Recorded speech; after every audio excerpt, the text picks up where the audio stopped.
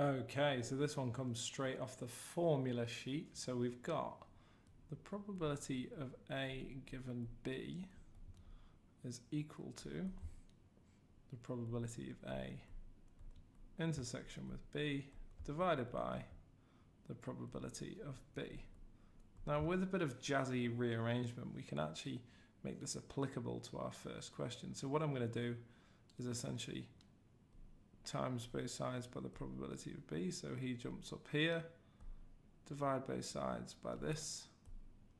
So he goes down here. And what we end up with is this formula. Now, unfortunately, we're looking for A. But in truth, the way that we can mess this around is we can actually change this so that it says, instead of saying B here, whenever it says B, I'm going to say A. Wherever it says A, I'm going to say B. So I'm essentially just changing this around. Well, this is a bit of a trick because actually B intersection with A is the same as A intersection with B, so I don't need to change that. And I get this formula here. Now, this very easily can be applied with the information that I've been given, as P of B given A is here, which is what's going on the bottom. P of A intersection with B is given here. So that's what's going on the top. So when I bring this all together, I'm going to get that the probability of A is equal to P divided by 1/4. This is just going to be 4P. So that's our probability of A.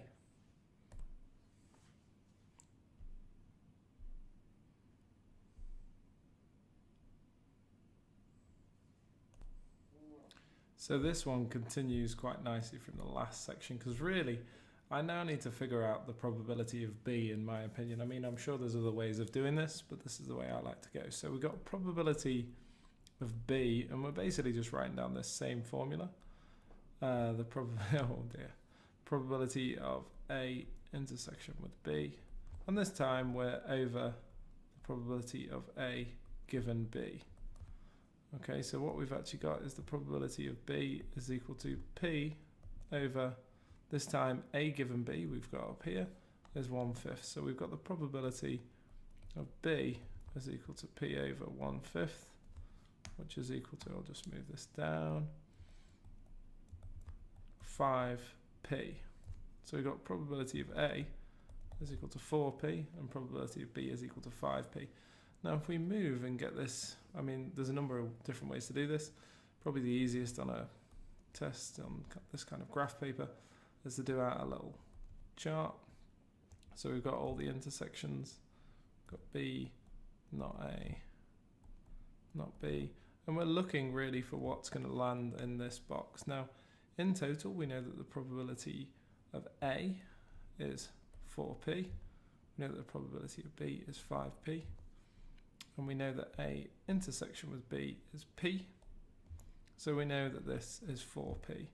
Now in total we know that these must add to 1, and then we can start moving around with this. We can get 3P here, we can get 1 take 5P here, we can get 1 take 4P here. So we can work out how we get this number in a number of different ways. I mean, we can think 3P plus something which goes here must equals 1 take 5P.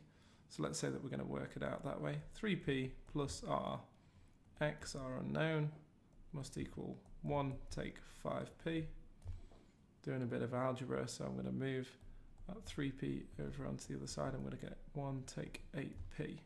So my answer is, in this case, probability of A not an intersection with not B is 1 take 8P.